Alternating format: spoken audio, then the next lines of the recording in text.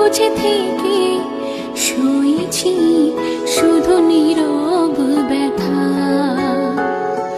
হো তবু চাইবো থেকো সুখে, বলবো না কখনো কাউকে সত্যি কথাটা। আমার অনুভূতি নিয়ে খেলেছো তুমি, বুঝবে ঠিকই একদিন, খুঁজবে